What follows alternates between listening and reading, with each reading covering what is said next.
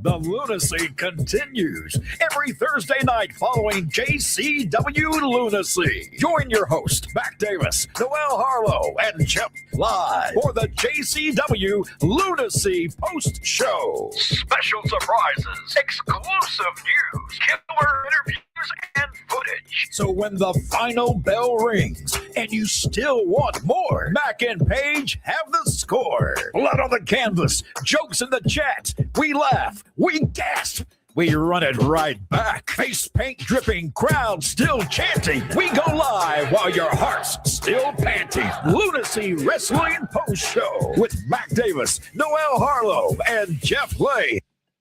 Live Thursday nights following JCW Lunacy, exclusively on Vince Russo's The Brand on YouTube. I knew it all along. You fucked me. You had Macross roll over, which outed me out of JCW, presumably forever. You fucked me. Give me this microphone. I'm not letting you back in this company. This is my company. Hey! Oh! Vito just blew down! You piece of shit! Mickey Knuckles, PCO! I don't think... Violent J, no! From behind! Violent J was ready to square up and fight Vito! They got you pretty good out there, Joe. They got me good, man. I'm hurt, but you know what? Don't forget, Tony, I used to do this shit, man. You're right. Joe, you okay, man? Are you all right? What do you mean? Is he okay? I'm checking on him, Tony. Is that okay? No, it's not okay. You need to get out here before you're the one who gets hurt. The following contest is a three-way match. Stephen Flo! Wham! Into the stunner! Oh, the meteorite strikes! Meteorite right between the eyes! We got #1 contenders! And whoever wins this thing, baby, you got to think about, will they have an easier path to the world title? Got the Saito. That's the red girl. Well, then she has that. She's working with J-Rod here. What is this? What? Obviously, this is premeditated. Oh, and there's metal in there. That's like a cookie sheet. Sleeping while you're sleeping.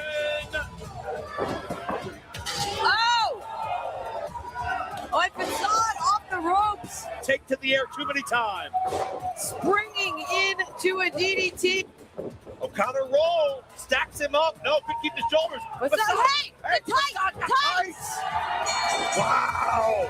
Here is your winner. Do you think we can fix this?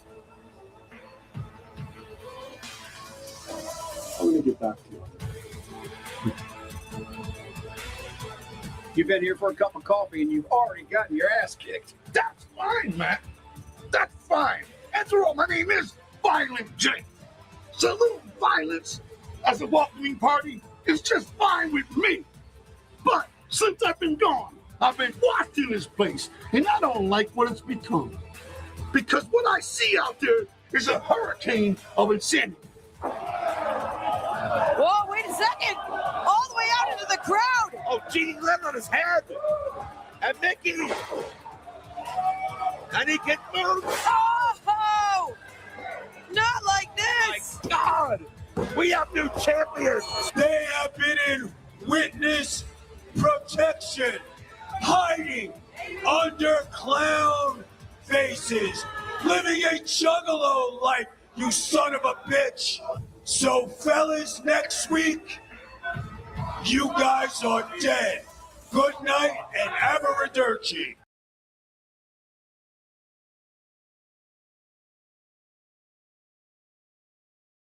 Who loans your money, homie? Who owes your cash? Who taught you how to use the bond for the glass? I don't know much, but I gotta assume that when you hit your first net, your homies was in you talking about homies, homies. Talk about the dogs of love. Motherfucking homies, homies. My dog. Clown of sorrow. Homies, homies. Talk about the dogs of love. Homies, homies.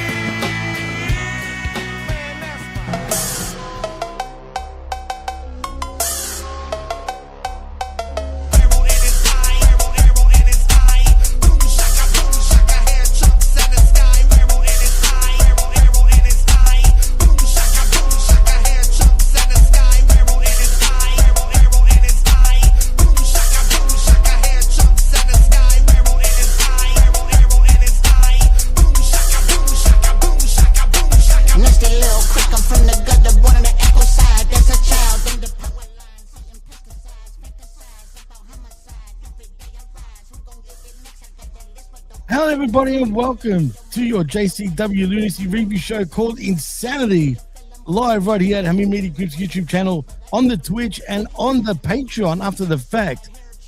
I am your host, Jimmy T. He is my tag team partner, Whoop Whoop Brandon. And Brandon, whoa, you're right there, man. You're right. Hot tag, man. Set my hand on fire, pal. I had to put it out. Boom. It just went kaboom all over the place. No, but Brandon, welcome back, though, to your show, my friend. And wow, what a show we had with episode 74. And I dare say, possibly the best episode yet. Dude, they're hitting a crescendo right now. Like, everything JCW has been building to is reaching its pinnacle, is reaching its, pun intended, climax. Shout out to Kerry Morton. Yeah, absolutely. It's like we're like building to the season finale, and that's when shit gets really good. Yeah, I mean, the show continues to impress me, like week in, week out. The only time I can say anything negative was probably a couple of weeks ago, where I got some heat for saying three stars out of 5, which is still a decent show. But this one, I mean, the storytelling on this show is on a different level to other shows. You know what I mean? Which is sad in saying that in many ways, because let's be honest, man, those two other big companies should know a lot better, but unfortunately for them, I don't think they do. No, the closest they came to was back during the Attitude Era, and then once that element that was that like kind of like their bridge to what worked left, they went right back to what they knew, and then they continued to devolve. Yeah, which is sad, absolutely sad. And especially WWE, you would have thought they were coming back at one stage a couple of years ago, but I guess not. They're full of shit. Wow. In saying that, though, Brando, is any news we need to touch on? Because it seems a little bit quiet, except for the OVW news that's been sort of going around. Oh, yeah, the thing with the referee having a seizure and wrestlers not knowing what to do. Yeah, what's up with that, dude? I mean, I haven't looked into it too much. I've been pretty busy this week, so I haven't really been looking at any news when it comes to pro wrestling and whatnot. But what the hell happened? So, yeah, apparently, at least from what I know, a referee had a seizure in the middle of the match. I'm not sure what caused it, but yeah, then one of the wrestlers tried to check on him, and then like the other one tried to go continue the match. I did not have the time to really look into it this week. Well, I don't blame you. I mean, there's always too much news floating around. Yeah. Also, so Josh Floberg just had a piece of news. TNA has signed Candice Michelle. Really? Well, That's weird. Why Candice Michelle of all people? I mean, where has she been all these years, to be honest? Honestly, that's a good question. Over under that she might have in one of those 19 NDAs. Interesting. Do you think WB sort of suggested her to sign with TNA, if that makes any sense, since both companies are working together and WWE seem to like to poach everyone? To be fair, that would make sense. Be like, hey, go to TNA, kind of refresh yourself, recharge yourself, so that way when it's time for that way you're ready to go. When you get all that ring rust off, you're back over, the people know who you are. That when we pick you back up, you got some steam behind you. Interesting stuff, man. Well, you know who else they signed? My boy, Mr. Boom Boom, as in Sosa. I don't know if you've checked him out yet at all, but do you know who my friend Sosa is, by the way? Yeah. Sosa. Bang. Yeah, I watched him this past Thursday on Impact. I haven't seen him yet, but I got a text message because I've been calling out this guy. I said, watch out for this kid. And I said this months ago, and I believe I even showed you, Brandon, as a matter of fact. Yeah, that's why I remember that. That's why I popped when he was announced to appear, because like, oh yeah, this is the guy that Jimmy T told me about. Yeah, I'm telling you, dude, this kid's talented. Now, did he come out? Please tell me. Did he come out with his song, the actual song that he always comes out with, the bang bang Sosa? I honestly don't remember. I want to say yes, but I do not 100% remember. Well, I hope he did, because if he didn't, it just doesn't hit the same. But I believe he did, going by what some of my friends was messaging me about, saying, oh, you fucker, he just debuted in TNA, blah, blah, blah, which I'm so happy for. I mean, JCW should even look into him, man. I think he's a real talented kid from Belgium, and look out for him in the future. Now that he's in TNA, I can see the big companies really keeping an eye on him. Oh yeah, now that he's in like the national spotlight, yeah, they're AEW and WWE definitely keeping an eye on him. Okay. Well, Lebra says the ref was cross-bodied and the ref had a seizure right after. Damn. That's whack. Like big time. And TN Cooper says Kansas Michelle's an agent and producer for women's matches. Really? No offense to her, but would she be really the right person to be a producer for any wrestling for that matter, let alone women? Honestly. That I don't know. Like I really have to have like the data of how much she wrestled and how much time she was in the ring, and I would need a lot more information in front of me before I could answer that. I'm just going by her career, basically. You know what I mean? So, but to be fair, with some of the stuff her experiences in the business, I think that, and passing that along to other women in the business coming up, I think that might be where the value's at. Well, she was around during the Diva era, which, bras and panties, which is fine, but do you remember the faction known as Vince's Devils? She was one of the trio. I do remember that, and they used to be on posters quite a bit, on pay-per-view posters, especially Candice Michelle for the most part. But yeah, that's going back years ago. We're going back, what, 2007? Yeah, around that time. Yep. Jesus. I mean, I haven't seen her in that long, dude. She's in her 40s at this point, right? Oh yeah, absolutely. Probably pushing 50 at latest. Oh shit! Did she look good for her age? Decently, yeah. Let me double check. Decently. It's like, I don't know. It's like, no. Look, I'm sure she does. I bet you she probably looks the same. Okay, this is a picture of her in 2016. She looks pretty good. Looks pretty good. Well, 2016 was 10 years ago, Brando. Yeah, that is true. But she's currently 47, and wow. Thank you, Josh, once again. Well, actually, before we do continue with the show, let's acknowledge the chat, because the chat has been absolutely bursting even before we started the show.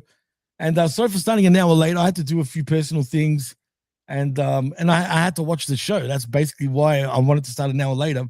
As I was saying to Brandon off the air, I'm like, I need to watch the show, so we're going to start an hour later. And luckily for you, that Triple R that you do the watch along right after. Funny enough, he's going on an hour later too.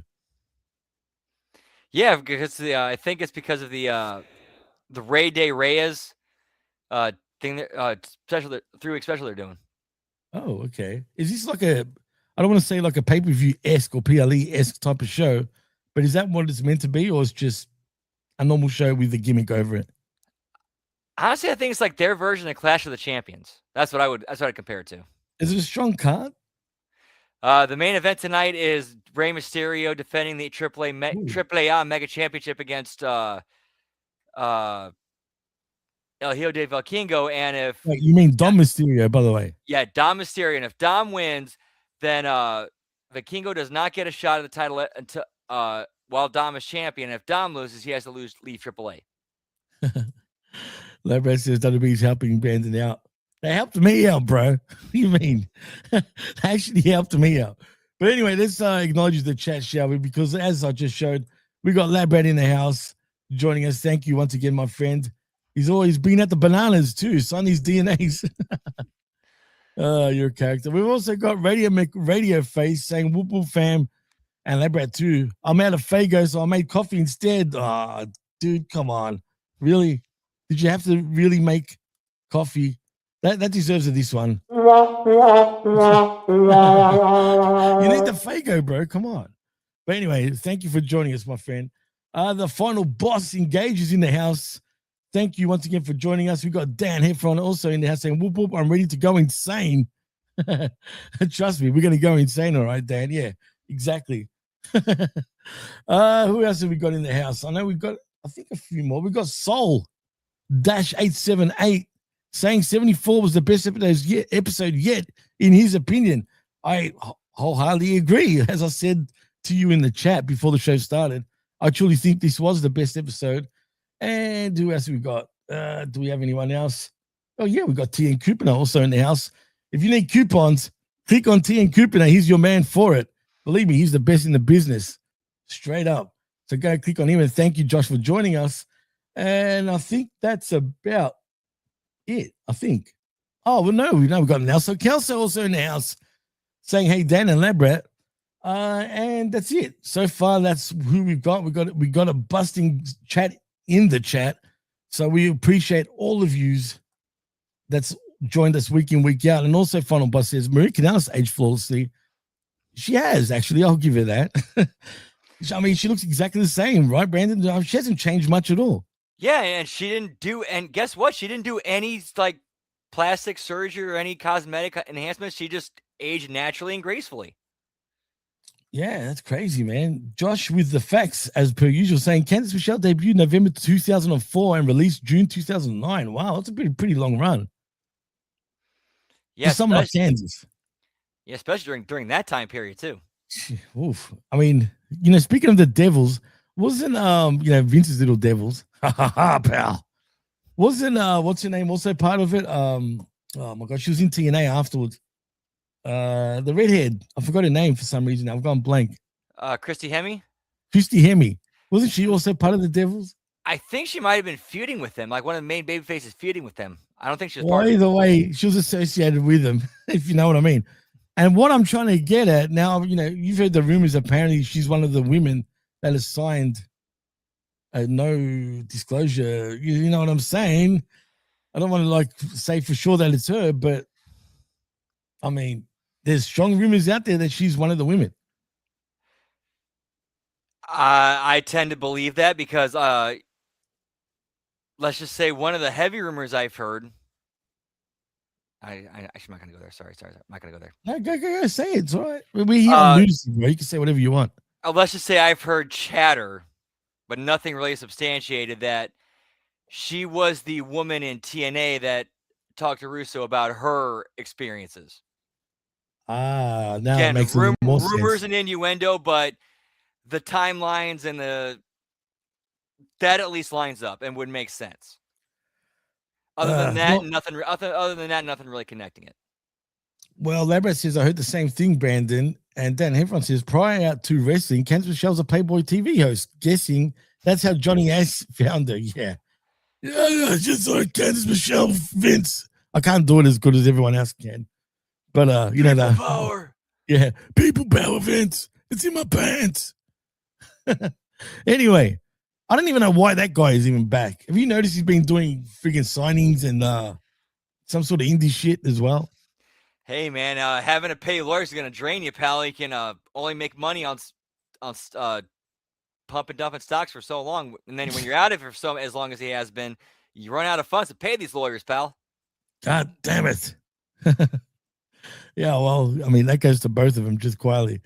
Well, anyway, Brandon. Allegedly. Well, yeah, I wish I had that. Allegedly. Speaking of that, actually, now that you said that, I will be on Suck My Balls. Yes, I said Suck My Balls podcast, which is about South Park, just quietly, before anyone gets the wrong impression.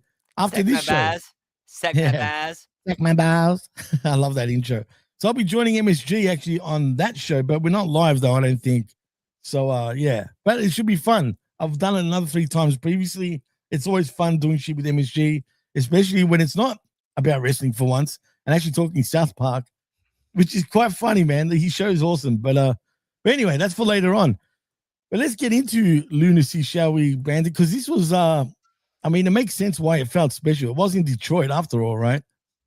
Yeah, and Harpo's in Detroit, pal. Whoop, whoop. Yeah, awesome. I mean, and so already that set the tone. Even, dude, I know they're usually a bit darkish with their production and their presentation, but I felt like the ambience of the lighting was perfect this time around for the show. I don't know why, but I don't know. It just seemed better. And I think they might have had a bigger crowd than last time. They're at Harpo's. Really? Then even more than last time? Really? Well, it also helps that the show is free, but still, a bigger crowd's a bigger crowd. Well, I can't believe they gave out that show for free. I guess it's because they're hometown. Now, correct me if I'm wrong, but all the other shows for free too, or we're just assuming they're for free? Let's just say every advertisement I've heard is like the show is for free. And I remember back during the Thanksgiving week, or like a couple weeks before Thanksgiving, the one they did in Harpo's in Detroit, they were given like, okay, the first like 100 get a free turkey. Legitly a free turkey? Yes, a legit free turkey. Is it roasted already for you too, or do you have to roast it yourself? I think it might have been frozen, but still, a free turkey is a free turkey. Hey man, shout out to ICP, man. I mean, seriously, they do everything. Dude, ICP are men of the people. They really are men of the people. They really are, man. Say what you want about ICP. I know, like, the FBI think they're criminals and, like, because they're juggalos do some weird shit sometimes. And, that doesn't mean it's their fault. It's not like they're telling people to do this and do that. Yeah, they're not encourage. Yeah, if anything, they encourage, like, not being non-judgmental and just having a good time and not destroying anything. Like, they're like, if anything, they're just like Detroit rapper hippies. Yeah, I mean, they're very much Detroit rappers, though, if that makes any sense, if you understand Detroit rap. But Labras says turkeys and bananas, apparently. Well, J Snow X says, thank you for joining us, by the way, saying, I saw ICP and Twisted in concert back in 99. Wow. I was in the 11th grade in 99, bro. Good times, though. That's a long time ago. That's a real long time ago. But hey, that's them at their peak, pretty much. True, Brando? Oh, dude, I remember 99 playing kickball in elementary school. Kickball. Remember kickball? Dude, kickball was the shit, pal. I'm laughing because I didn't expect you to say that. So I guess it's a worldwide phenomenon, kickball, right? Oh, bro, absolutely. Like, any kid that grew up at some point went to school in the 90s, whether it was elementary, middle, high school, you played kickball on the playground in the 90s. It's definitely elementary school vibes. Maybe middle school for you. We don't have a middle school, but we do elementary from prep to the 6th grade, and then from there, from the 7th to 12, it's all high school. Like, how do you do middle school? How does that work? So elementary is from what, like 1 to 3, or prep to 3? In my district, at least the one I came up in, it was kindergarten through. Oh yeah, 5th. we had kindergarten. But that's a separate thing altogether before you get into elementary school. Here's actually the weird thing. I came in right in the middle of the switchover. It was originally kindergarten through 6th, and I was in the elementary school while it was still 6th. And then while I was like the year I went to 4th grade, they changed it to elementary school was kindergarten through 5th, and then middle school was 6th through 8th, and then high school was 9th through 12th. That's weird. 6th to 8th is middle school. That's different, man. Yeah, but that was just the district I was in at that time, and they changed it over like right in the middle of when I was in elementary school. So not all states do that with middle school? Yeah, it's pretty much decided by the states. Okay, so there are states that actually have no middle school, for example. I mean, if they wanted to, but I would have to dig into that and figure out that. Yeah, that would be something to take up time. You don't have a prep either, right? I think there are preparatory schools, but I think they're like more on the private side. Okay, all right. See, with us, like before you get into the 1st grade, and after kindergarten, it's like prep. Yeah, kindergarten. Yeah, I think we have like it was like preschool, and then we go into kindergarten, which is kind of like prep, like getting you ready for, 1 through whatever it is before you get to middle school. And then it's middle school, and that's kind of like an interlude of getting ready for high school. And that's all right. High school, there you go. Interesting. I can't believe we're speaking about school. That's a first. Also, I want to thank Wolfpack Main in the house, saying whoop whoop. Thank you for joining us, my friend. And everyone here is saying, well, Josh says, when I went to school, elementary school, it was K to 6, and then middle school 7th to 8th, then high school 9th to 12th, graduated in 98. Okay. Labra says mine was K to 6, 7 to 8, 9 to 12. Seems all similar to me. Even with Dan Heffron saying when I grew up, it was K through 5, and then 6 through 8, and then 9 through 12. And it seems all similar to me when it comes to the States. Yeah, Dan. Yeah, that's what I had with Dan. But they originally had it where it was middle school 7 was 7 and 8, and then they changed it to 6 to 8, like in the middle, like when I was there in 3rd grade. And just to make one more thing clear before we stop talking about this, does that involve going to 3 different schools, right? Even middle school is a completely different school. Oh, dude, middle school was way different. It's basically like getting you ready for high school. But is it a different school that you had to go to from elementary? Yep, completely different school. Damn, so you have to change school 3 times during your school period. That's weird, man. Yeah, it was weird, and friends changed, but luckily, though, I made sure to exchange phone numbers, and we stayed in contact. Wow. It was funny with me. My elementary school ended up merging with my high school. So I guess I could say I went from kindergarten to, well, not kindergarten, that was a different school, but from prep to 11. I got expelled, man, in the 11th grade like an idiot. Don't get expelled in the 11th grade, anyone listening that's in high school. I'm just saying, because I didn't give a shit about school.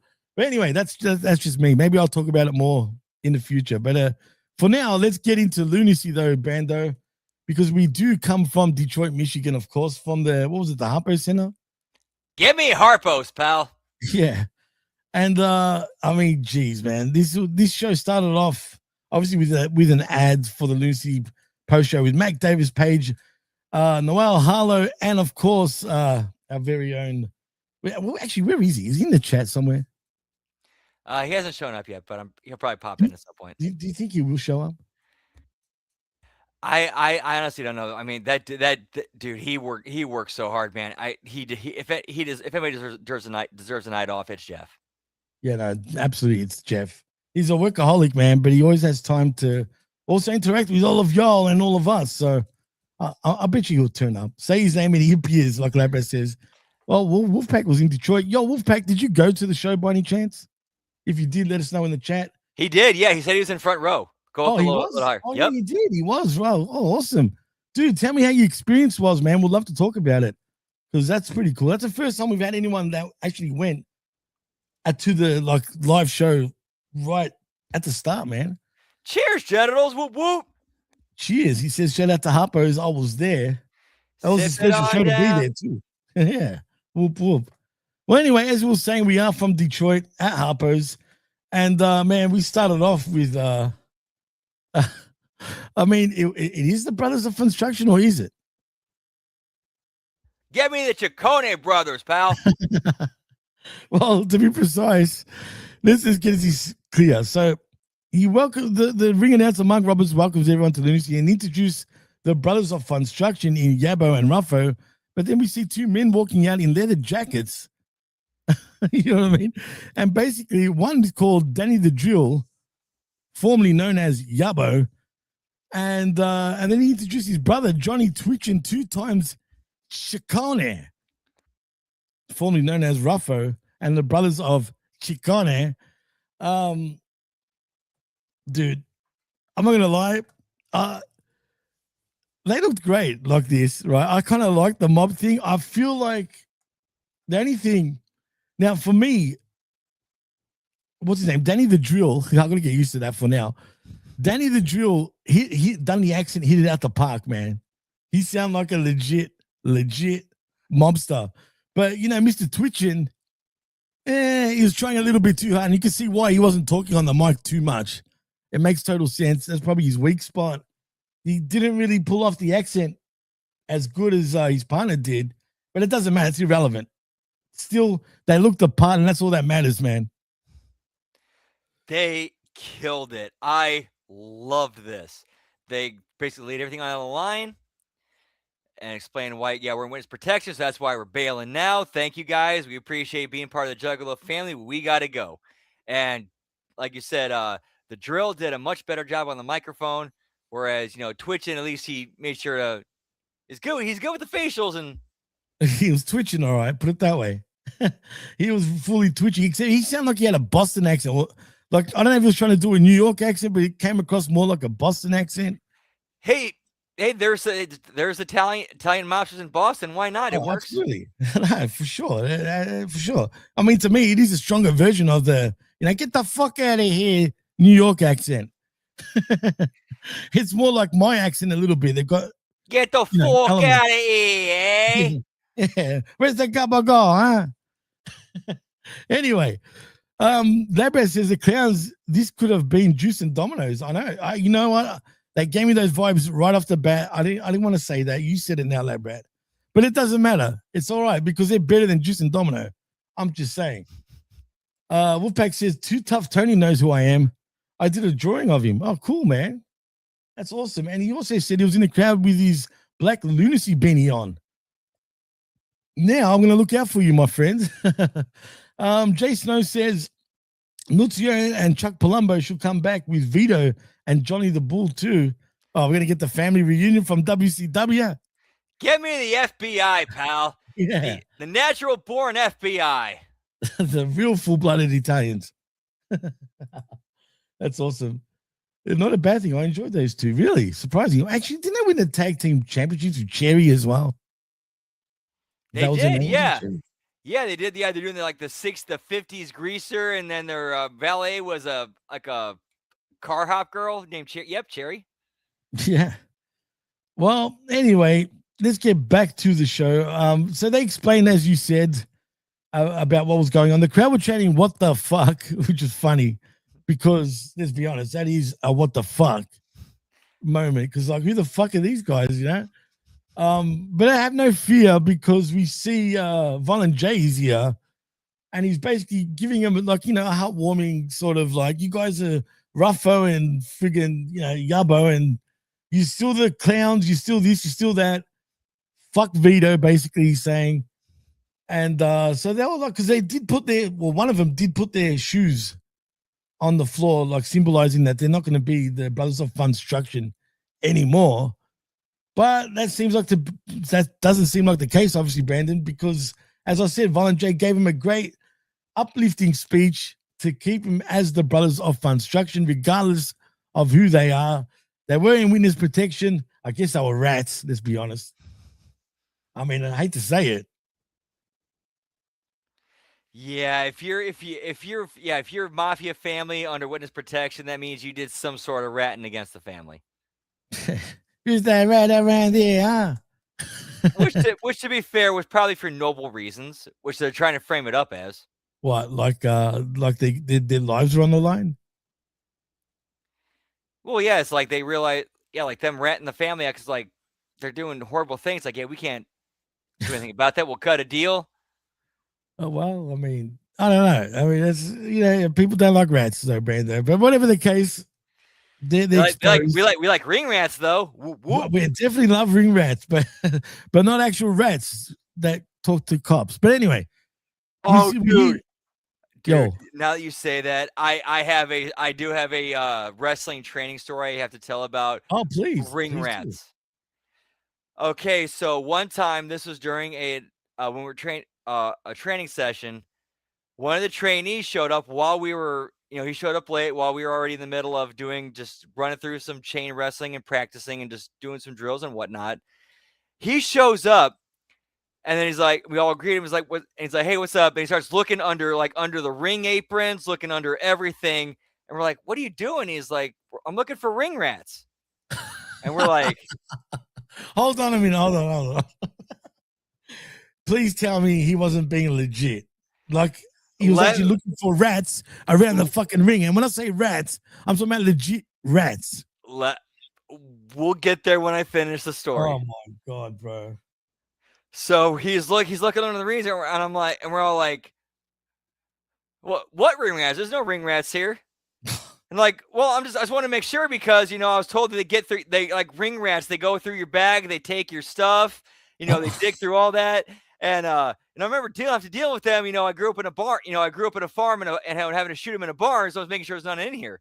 And we're all looking at each other like, wait, what? Oh my! Like, wait a minute. You're talking about ring rats? Yeah. And he'd go to go tell us a story about how at the show, like the night before, one of the other boys pulled him aside and told him about ring rats. Yeah, they get through your bag, they steal all your stuff. And they just bleed you dry, leave you with nothing. And he thought they were legitimate, actual rats. And we're just looking at each other like, Wait, he thinks ring rats are actual rodents.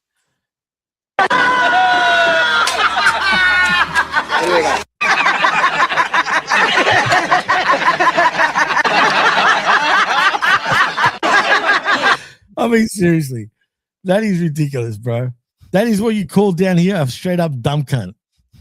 For real. So I'm sorry, but you, my friend, you are Stupid idiot. Yeah, we legit had to sit this dude, like pause training and sit this dude down and tell him, okay, ring rats not actual like rodent rats. They're like, you know, like what groupies are. You know what a groupie is, right? Yeah. me. Okay, yeah. Oh, That's yeah. what a ring rat is for wrestling. You know, dude, the first time I ever heard that term ring rat, I was pretty young. And even back then, I understood the meaning of it, that it wasn't an actual rat around the fucking ring, bro. Like, and lab rat, I don't hate rats. I hate rats that talk to cops. Now, I don't know if you're one of those rats, but I thought you were a lab rat. You get tested shit on. So you're all right. You're like trapped with little wiring and shit. You know, I've seen real lab rats at hospitals before, man. It's not cool, man. Yeah, what they do to those animals is wrong, man. And so I hate rats, like I was saying before, technically. Right? Some of them are cute, but you know, like lab rat, he's all right. He's I feel bad for him. But in saying that, just seeing that, I felt bad for him, dude. And now I'm thinking maybe I met lab rat. Well, to be fair, at least they test THC on him, so I guess he's not doing too bad. You know, this lab rat had red eyes, dude, at one stage. I'm not gonna lie, man. I don't know what was going on there, but yeah, man, that was weird, man. It was literally, he had a little helmet on it, like whatever you want to call it. With what? I kid you not, bro. I swear, because I used to clean, what do you call it? I had to do some steam cleaning at a hospital, a big hospital here in Melbourne. So I was in amongst all the like places where you're not supposed to be. And I went into the lab and I saw a freaking lab rat. I mean, literally. Yeah, what happened? I don't have a clue, lab rat. You need to talk, man. You must have been like sort of drugged down. They sent you to Australia and you were tested on, it seems. Wolfpack says Harpo's is 10 minutes from me. I call it the JCW arena. Yeah, that's cool. It does give those ECW vibes. I agree with that assessment. Calling Harpo's the JCW arena. Yeah, that is their hometown. That's their base. Well, anywho, speaking of well, I was going to say rats just before, but you know what? He's not a rat, though. He's after rats. It is Big Vito. You hear, obviously, his music hits as we saw all the clowns in the ring. And he walked to the stage as Vito used several expletives like, fuck you, fuck that, and, you know, keeps going on. And said the clowns aren't going anywhere. Did you notice someone nailed Vito with popcorn too, by the way? Oh, yeah, I saw. That was a good shot. Just quietly. That wasn't you, Wolfpack, was it? I'm just asking for a friend. I'm not a rat. Don't worry. I won't talk about it, even though I'm talking about it worldwide right now. Anyway, he gets hit with popcorn, which is crazy. I mean, the crowd gets really into it, man. But anyway, he goes on to say, sorry? The heat that Vito's getting from the crowd is tremendous. Absolutely tremendous. He's the man, dude. He's killing it right now, man. Shout out to Big Vito, by the way. Who knows? He might even pop up in the chat like he usually does. Anyway, and we're still waiting for you to come on and challenge us, Vito. No, he said he's going to jump on there. Well, yeah, you just gave it away now, Brandon. But hey, shit, my bad. Just expect him in the future. You'll see. But anyway, his music hits, as I said, and he was talking about how about the clowns and they're going nowhere. And basically, he rated that the brothers ratted on the family, and they were getting the car or risk being killed, basically. But then we see Violent Jake calling in Vito real close, then kneading in the nuts. How did he even fall for that, Brandon? I don't know. I mean, come on, Vito. Come on, man. You should know this, but I get it. It's all good. Look, I'm a ratsis now. Points, lab rat. Whoop, whoop. You know what? You'll get a star for that, you prick. Lab rat. He gets a star for calling me a rat cyst. That's a first, man. I don't even know if that word exists, Brandon. It does now. Call It call does now. Webster's. You know what? You'll get a freaking what do you call it? Fucking thing there for you. That's good old Seth Rollins giving a little giggle. Anyway, I get thrown off too easy, Brandon. As I always tell you, man. You know, me and concentrating on one thing is very hard for me to do. Oh yeah, same here, dude. Smoke the strain called Golden Goat, dude. Do you start bearing after that? No, my right hand to God. I'm speaking from my personal experience.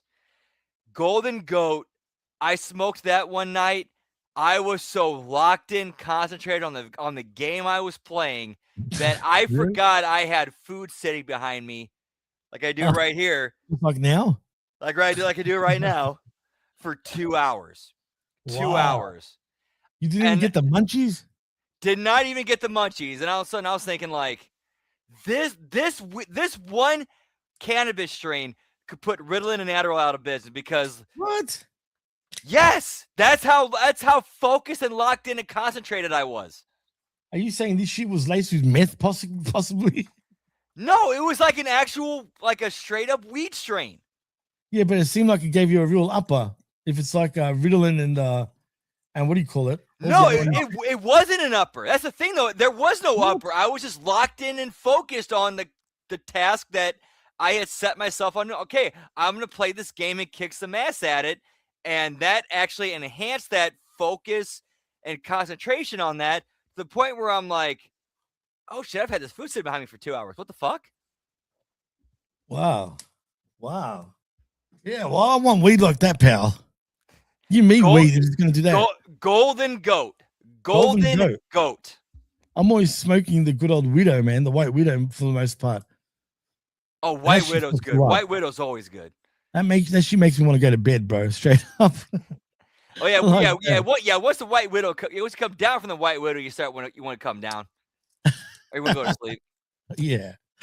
Wolfpack says I subbed. I'm an artist. Most of the main roster knows who I am. They're cool over there. Oh, cool, dude. I like hearing that. That's cool. Well, yeah. I mean, we got some friends here too from JCW.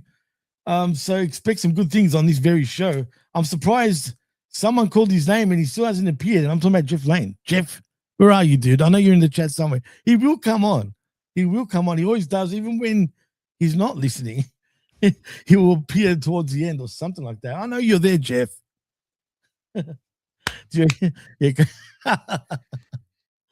Oh, that's funny. If he pops up now, that'll be hilarious. Anyway, let's go back to the ring, shall we? Anyway, Vito gets an absolute beating. The brothers attempt to put clown shoes on Vito, which was hilarious, but he was kicking everywhere for them not to put the damn clown shoes on. It would have been funnier. You know how they get the spray paint like the NWO, how they spray NWO, whatever, right? It would have been funnier if they actually like put clown makeup on him or some shit like that. I mean, shit. Heck, I wouldn't even be mad if they put him in a skirt again as punishment. I'm just saying, it makes sense. Hey, I was under investigation.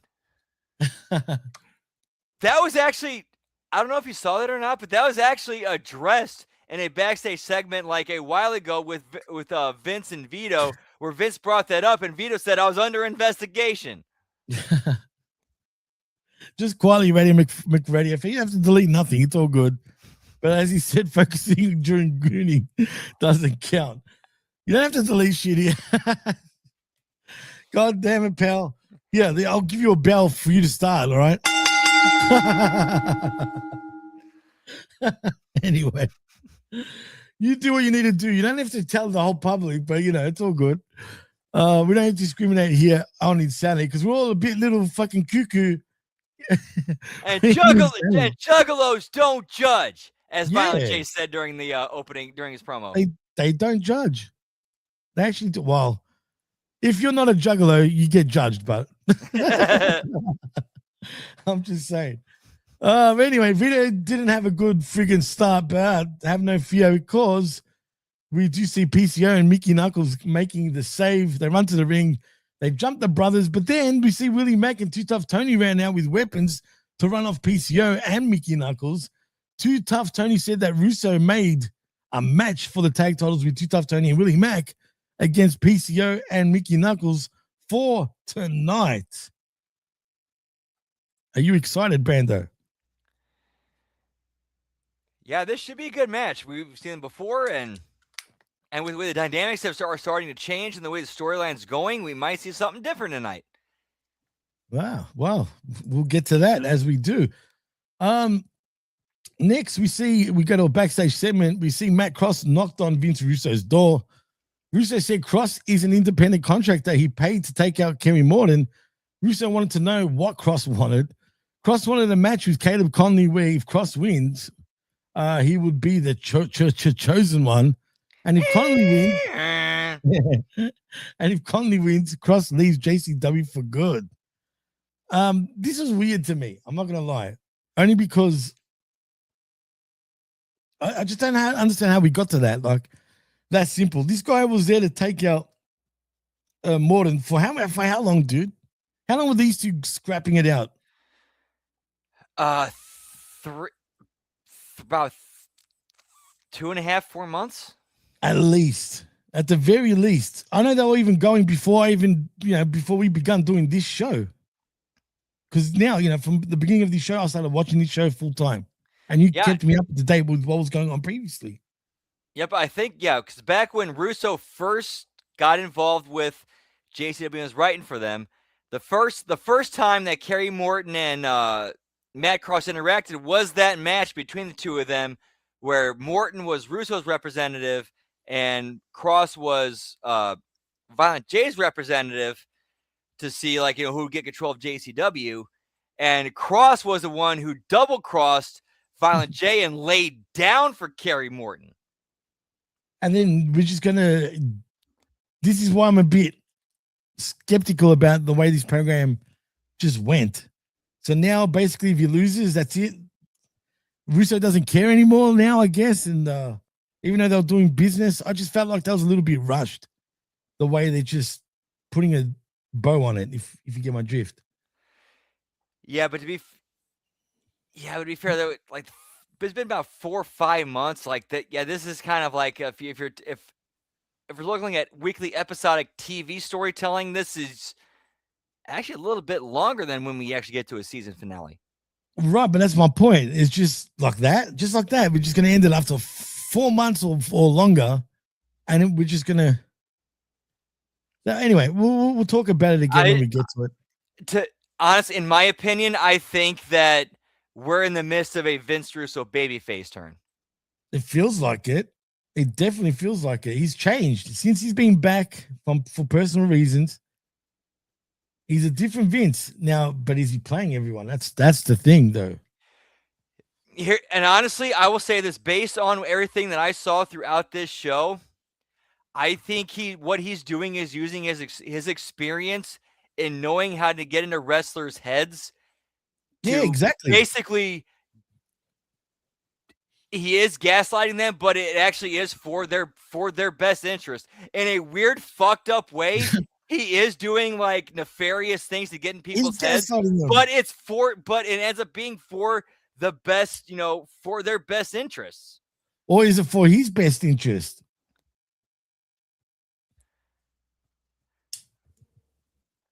See what I mean? It's one of those things that make you go, Well, honestly, I will give once we get to the Caleb Conley versus Matt Cross match, I will actually give my opinion there. When we see the result next time, I'm going to give any spoilers away. All right, that's good of you to do that, actually, Brandon. That means you got to stay tuned to this very show to get his thoughts. Anyway, so we go, like I was saying, we're in the backstage thing. So basically, if Matt Cross defeats Conley, he becomes the chosen one. And if he loses, sayonara. He's out of here from JCW. So we'll get to that when we do. Obviously, the match happens later on. And if he doesn't end up losing, I hear KFC is hiring. Oh, damn, that's a bit harsh. So for that, that one goes to you, Brando. Anyway, we see Vito seeing Russo backstage and argued with him about ratings as Ken Anderson then showed up and his presence irritated Vito. I don't blame him. I mean, you know, he's always Ken's very like, you know what I mean? Like can't sit still. He's very like always moving around type of deal. Well, to be fair, Ken Anderson is a he actually is an ex-smoker. So to be fair, for him to have the jitters is a normal thing. I don't have the jitters, and I'm a smoker. Look, no, but look, see, my hand's not even fucking moving. Well, yeah, because you gotta smoke to take care of your jitters. I see what you did there, smart ass. All right, I'll try that without the cigarette, prick. That was good. You got me that one. I'll give you that. Well, anyway, let's go to the first matchup of the evening, shall we, Brando? Because we see the JCW American Champion Facade versus Disco Ray with the actual ring rat, whoever it is out there that said that. God damn it. In a non-title match. I'm not going to lie. I didn't like this match. Oh, no. Oh, no, Brando. Oh. Whoop, whoop. The final boss goes, what the fuck? Oh, funny fucking. You're a character, Brandon. Anyway. See, we've gone insane already. It's insanity. We're going banana. That one goes out to you, there, Brett. But damn it, Brandon, you throw me off. Yes, that's what I was going to say. I didn't like that match as much as their previous match the week before. I felt like this match was very slow, and you can see all the spot calling. Yeah, there was very clear a lot of spot calling going on. You could see like when they lean, okay, Derek, could we do it? Yeah. And even just the way, like, and I'm not blaming Facade, it's not his fault. But I don't know if he's ready to actually carry a match either. And Disco Stu or Disco Ray, whatever the fuck his name is, he's very, very green, bro. Yeah, and to be fair, it seems like Facade is not really experienced enough in the That's what I mean, heel right. role to carry a match. No, he's not ready. And whoever made that decision up, I suggest you rethink about that for a moment. But then again, he needs to learn. So I totally get it. And know that, bro. I don't want Mickey's bananas or banana. Yuck, bro. I heard they've tested her on you at numerous occasions, by the way. And you loved it. You absolutely loved it. But anyway, we're not here to talk about her just yet. No, Brad. God damn you. But yeah, like the match is, I don't know, man. It just didn't feel right. It was weird. But that doesn't mean the show sucked, because just because I said I didn't like this match, it was just this match. It's just these two are not. I don't know if it's the right program for these two to be going in, because, like I said, it's the blind leading the blind. Although I did feel that last week their match was a little better this time than this week. So I don't know. Tim Cooper says Facade was a face in Innovate Wrestling. I never heard of Innovate Wrestling, Josh, but sounds innovating. I'm just saying that's a different name. Innovate Wrestling. They better be doing more than flippies then. But anyway, still the match was all right for what it was, I guess, because Facade does defeat Disco Ray, and he hits him right in the disco balls, obviously, for the win. I had to say that. But yeah, look, like I said, Facade does work well with pretty much anyway, but not with Disco Ray, man. I here's something. This is me personally. I want to see something happen with Disco Ray and Disco Inferno. The connection is there. They can make it happen. Disco Fever. Come on, Glenn. Yeah, yeah, yeah, yeah. And then bring Alex Wright too. Yeah, give me the Boogie Nights and the Boogie Night dancing fools, pal. I mean, seriously, how mesmerizing is his fucking his video? I love when he pushes through the Nitro girls. Like he literally pushes through them all and just gets in front of them and starts doing that. Maybe I'll play it at the end just for a shit stir again. I love that video, man. It just always cacks me up, man. I don't know. Anyway, maybe I'll do that as a bonus because it's just funny to me, man. Anyway, we need that to happen, please. Make it happen. Do something. I have no idea, but but still, just make it happen. We go to a backstage segment though. Vito was annoyed by the cameraman. Jesus Christ, Vito's annoyed with everyone at this point right now. Brandon, Everybody's under his skin, pal. I don't blame him. So anyway, he's annoyed with the cameraman. Then Mickey Knuckles peeled the banana and deep throated it. And somewhere Jim Cornette was getting off. Yeah. Anyway, he then shoved the rest of the peel in Vito's mouth. I mean, she then shoved the peel and sexually assaulted him, man, pretty much. As she was telling everyone to fuck off pretty much so she can rape Vito. Dude, I actually said that during the watch along. Okay, we're watching sexual assault on camera. But you know what? Vito's the man, bro. The fact that he can play along like that, I mean, you know what he says too, like, you know, as a shoot, which is true. I'm sure she is, but he's like, hey, knock off Mickey. She's a good person. She's great, but we're trying to keep it kayfabe, Vito. Come on. I'm sure she's great as a person, but God damn it, even you wouldn't throw it in, Vito. Come on now. I'm just saying. And yes, final boss. Unfortunately, there is no cream sodas around. Not even I've got one anymore. God damn it. Anybody got a cream soda? You want to see my hands? I'm still smoking. You'll see them after that. All right. And when I finish it. Anyway, this is crazy, man. I don't know how the fuck you can just do this. But again, shout outs to Vito. After that, we see a Mark Roberts deep dive Ed on cocaine, interestingly enough. He alludes to as he started as Pink Cane, which I didn't know, until he received a cease and desist order, which led him to becoming cocaine. He was also not blue cane. What was the other one? Gain. Oh, was he Gain? Wait, was yes. Yeah, he he did the whole Cane? Yeah, it was like the whole, like, remember you know how Kane would do the whole pyro, he brings his hands up and he would bring him up here, and then he would do this, and then it's like it's raining man. Hallelujah, it's raining man. What a character, bro. That's why I suck. Fuck you, WWE, for even bringing a cease and desist. God damn it. Now he's from Colombia, thanks to you motherfuckers. You know what, though? Honestly, I'm going to go the other direction. Thank you, WWE, for your cease and desist, for forcing Cocaine to get creative and come up with new characters. I mean, shit. They can't do a cease and desist now, not with this version. I mean, if we did not have those cease and desists, would we not have Cocaine? Well, he was Cocaine as the white Kane, though. If you remember, he was dressed like Kane, but all white. Well, yeah, but I think this Cocaine is better than that one. Only because he's bringing character this time. You know what I mean? There's more substance, no pun intended, to this character. Well, Bill Jitta says Vito is stupendous. Thank you for joining us, Billy.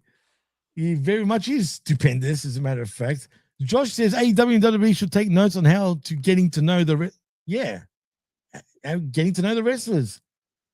But they just don't have any patience, it seems like. Now, I don't know if that's the writer's fault or going even further up in TKO. Are they being impatient, Brandon?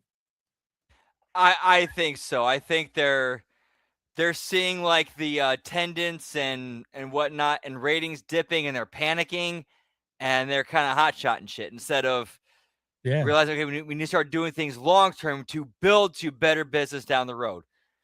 Absolutely. This is a shoot.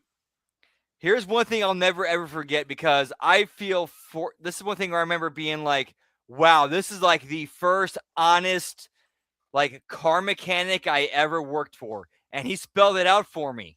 Like he straight up spelled it out for me. He said, there is much better business doing things long-term and being honest with your customers and your consumer base and telling them the truth and earning their trust and knowing you're going to take care of them than trying to fleece them out of everything you can get. I agree. Absolutely. It just seems like no one's got patience anymore. You know, like you said, it's just being honest with your product, man. You're not going to have a perfect show every week. Dude, there's one thing I will never, ever forget was when this same boss, when he was checking out a customer's axle rod, and it was like so loose that just the slightest twitch, like it had it spinning, his face flipped out, and he was like, and he actually walked into the waiting area, pulled the customer out, and said, "You need to see this. Like, look how loose this axle rod is. Like, you need this fixed now. This is how bad this is." Wow. Yeah, you don't get friggin' mechanics like that, man. They're thieves usually.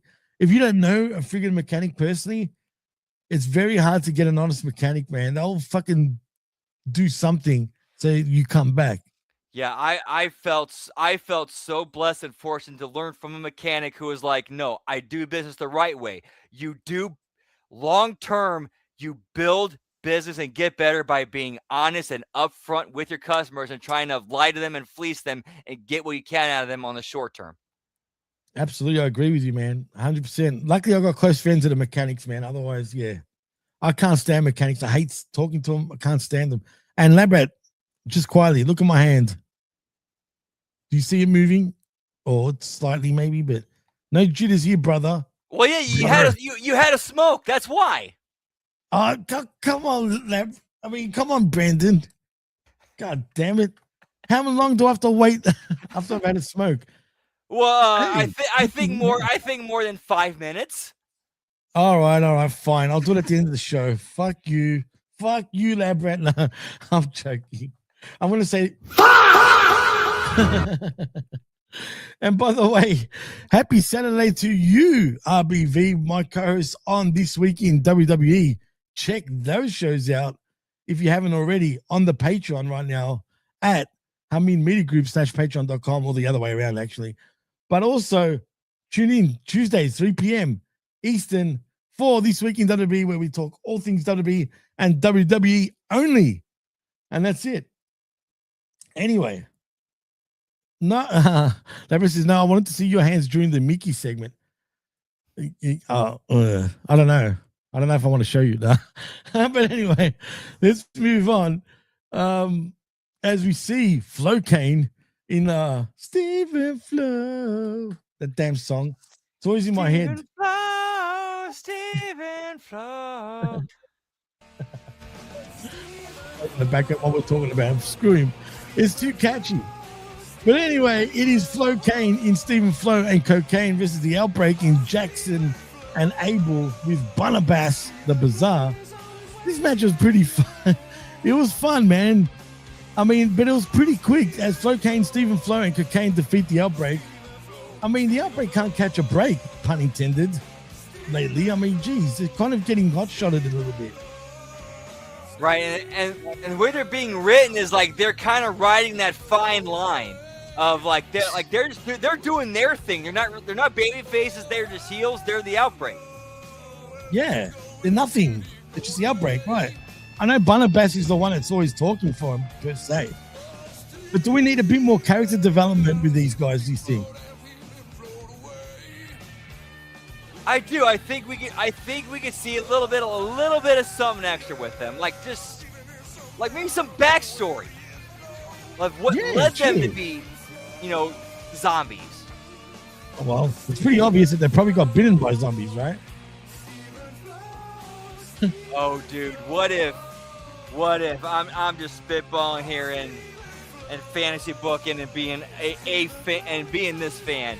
What if Vince Russo used his connections and somehow he hooked up with Robert Rodriguez and they did some sort of vampire crossover thing? I think that's wishful thinking. And then the next thing we know, we have Salma Hayek appearing on Insanity as Santanical Pandemonium. Whoop, whoop. Don't go there because then there might be just say gooning going on if Salma Hayek. If she fucking joined us right here on Insanity. But anyway, that's for another day, shall we? Dean Cooper says the Outbreak were the Salem Twins in Memphis Wrestling. They sound familiar. Salem Twins. And they weren't zombies? That name does sound familiar. It does sound familiar, right? I've heard of them too. I assume they look the same, right? Pretty much. We got the zombie makeup, but whoever does the zombie makeup needs a friggin' pay rise. For real, dude. Like, That's like movie, like blockbuster Better. movie level special effects right there. I want to dare say it's truly better than anything in any company in professional wrestling's ever done when it comes to zombies, including WWE. You have the money to do it, and AEW. I'd say Hollywood level. Hollywood level. Man, whoever it is paying voluntary, give them an extra friggin', I don't know, $500. They deserve it, man. 100%. Seriously. But anyway, continue. No, seriously, like that. Yeah, that level of makeup and special effects for the Outbreak. Come on, man. Come on.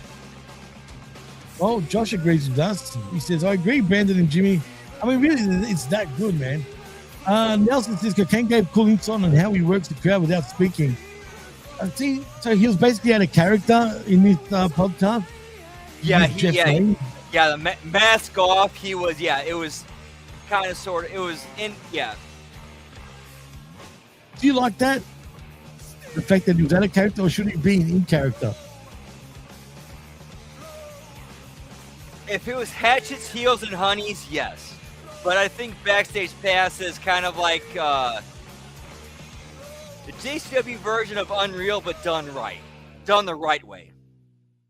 I would have preferred him being literally in character. That would have been a lot funnier. Not funnier, but like we could have gotten a lot more information about who he is and whatnot. Why is he from Colombia? I know why he's from Colombia, obviously, right? But yeah, but like, you know, what led him to become Cocaine? And I know the answer to that too, but I'm talking about on a story level, not on a real life level, obviously, like why he is Cocaine. But yeah, apparently he looked like a stoned hippie Muppet. That's all nice, that Brett. Dude. Actually, I need to check that out. So you've got the mask, right? Brando? Oh, hitting the marks? No, was he at the mask? Yeah. During that show, he had no mask on. And he was just out of character no matter what. Just honestly, to be fair, I legit, like, I think I fell asleep before that part while I was watching. that was after a long day and long night, and it's Cocaine, bro. You're supposed to be flying. I know, but I was also, but I'm on booze and weed. I'm on booze and weed. I'm falling asleep. That's hilarious. Yeah, it's the facial hair. Now maybe I don't want to see him. I don't want it to fuck my whole, like, you know, facade of Cocaine, if that makes any sense. Anywho, let's get back to that match though, because after the match, Cocaine tried to revive Flo and did so by giving Flo the antidote to the mist. Flo ran after that backstage, flying off his guts. Hey, Steven Flo. Yeah, I'm glad they're keeping the continuity of the antidote to the mist. The only like weird plot hole I've noticed is like with Jeff the Ref, because he didn't Jeff the get Ref? it, but yeah, he got misted and was denied the antidote, and then all of a sudden he like by like 2-3 months later he came back. Right. Really? Yeah, and but they mentioned that, you know, his interaction with them is like, yeah, it took him that long to recover. I need to check this out. Nelson Kelsey says, yeah, he was basically being interviewed and answered any questions as himself, kind of. Was he like at least talking like, yeah, I'm so off my head. Now I sound like Triple H. I am the game. I got a $2 slut for a wife. She's the boss's daughter. But you should have been like even racking up lines, dude, on the show. That would have been hilarious, man. Come on, man. We shouldn't give you these answers, Cocaine. Come on, bro. Dude, here's actually where I think they should go with this. Cocaine going to Stephen Full. Look, here's what we need to do. We need to clear our heads. We need to go out for a night of partying. Let's have some fun. Clear our heads. But with chicks and shit, you know, he's racking up fucking lines off their butts and all that. We got BBLs everywhere. We got twerking going on. Yeah, and we have a cameo with And we do a cameo with Disco Ray and the Ring Rat. Yeah, that's what you call two big cakes right there. You can rack a few lines on, as a matter of fact. That's because his old Triple H voice would have been better. I mean, come on. I'm over. I'm over. I like to point to people. Look, I'm pointing at you, Brandon. Come on. Yeah, we're going that way. You have to do it the opposite way to do the pointing. It's weird. Yeah, hey. What's behind there, Brandon? Behind door number 1, though. Behind door number 1 is a couple of chicken wings. Whoa. Then there's door number 2. Door number two is some crab legs I'm still in the middle of breaking up. And then I believe there's a door number 3. Where's door number 3? Some toasted ravioli. Whoop, whoop. Ooh. That's a whoop whoop right there, as like Brad says. I've never had toasted ravioli. I love ravioli, but I've never actually tried toasted ravioli. That's different. Oh, dude. If you ever try toasted ravioli, you have to come to St. Louis. You have to come to St. Louis. Yes. St. Louis is where it originated. St. Louis is where it originated. Interesting. Interesting indeed. But do you have it with meat or cheese in it? Meat. I'm a meat guy. Yeah, me too, bro. But there's also cheese. There's also meat and cheese. There's also, I've seen buffalo chicken stuffed ravioli. Wow. Yeah, it's evolved over here. Damn, that sounds good, man. Buffalo chicken. I mean, I've had chicken ravioli too, but yeah, that sounds good, man. I've never had a toasted one though. That's different. That's not a thing here, it seems, dude. Oh yeah, dude. Like, yeah, we have this brand called I think it's I forgot the name of it. Ramona's, I want to say. Ramones? They have so many different toasted ravioli. I cook it in my air fryer, and then I swipe pizza sauce from Papa John's and dip it in that, and we're good. Oh, that sounds good. Papa Yanni, huh? Papa John's. Well, you got me hungry now. God damn it. But we're here to still talk wrestling, of course. But yeah, I felt. But back to the last match we were talking about. I feel like these 4 do have good chemistry, though, man, and it was actually a pretty good match. Yeah, these two teams click. They click. Do. And do you like the pairing of Stephen Flo and Cocaine? You think that's working for the future, obviously? I do, and honestly, I do not have any insight. This is just me talking about right where. No, I legit don't. I legit do not. Well, he knows the insiders. We all know the insiders, but yeah. He doesn't get the inside word though, or me. But yeah, you know what I mean. But where I hope this goes is like a thing where there's doubt and there's a separation, but then like that's like the like that's you know how movies and stories go where you have that part where it gets up, then they have that dip, and then right before the climax comes right back up. The baby faces who are feuding with each other or have their differences, they reunite against the big heel. Mm-hmm. That's what I see happening with Cocaine and Stephen Flo. Josh, you ask about you're interested where the storyline goes. Well, if you listen to last week's show, you might get an inside scoop. That wasn't meant to happen. I still can't believe that. What an ending to last week's show, man. That was hilarious. What are you talking about? I don't remember that. What are you talking about? I don't remember that. That show is deleted in the Patreon archive somewhere. It's the only way you can find it. They got to pay. Unfortunately, no. Yeah, I can't believe Juggalo. If you're out there, I don't know. Are we ever going to see Juggalo again after last week? He actually popped up last night during the SmackDown watch along, and him and Zayn got into it. Oh, for what? Not because of last week. No, because Zayn was giving his honest opinion about JCW and Violent J, and what did he say? El Juggalo got personally upset about it. Juggalo, if you know Zayn, he's a troll, bro. Don't take him seriously. And he got you. The second you get upset, that's it. You're done. If he doesn't like it, who cares if he doesn't like it? You know what I mean? But that's not the point. The point is he's literally a troll. So don't take him too seriously, man. And believe me, I've spoken to him even over the phone. We became friends and shit. So He's just a troll, man. He pisses me off too. Trust me, all the time.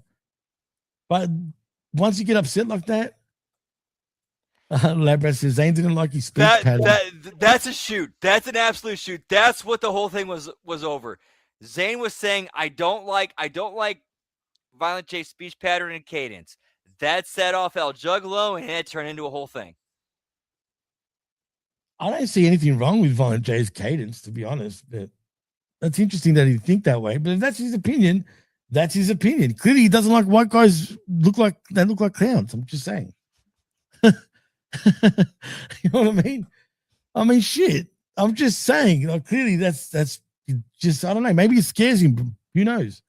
But anyway, that's Zane. He gets it in with everybody. Don't worry. Once you get to know him, he's fine. But at the end of the day, Juggalo, everyone's entitled to their own opinions, man.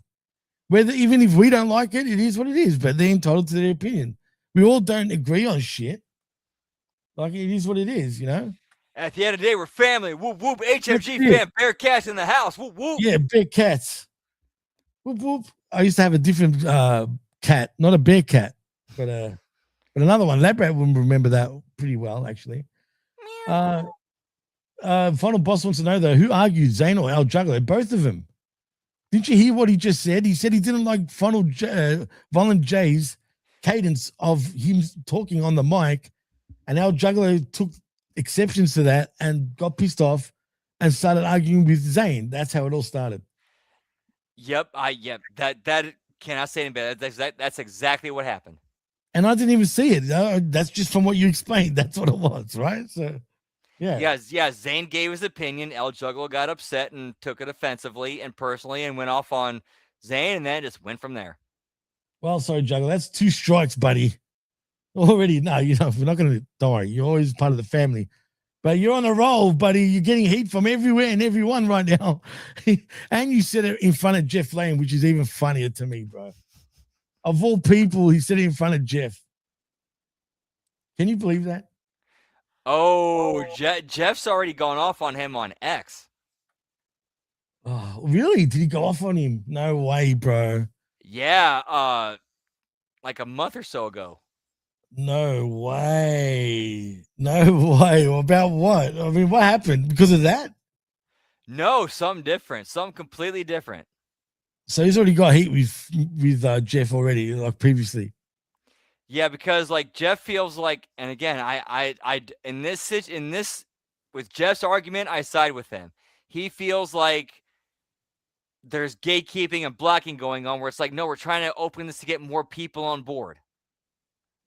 For 6+ months, they were fucking arguing for?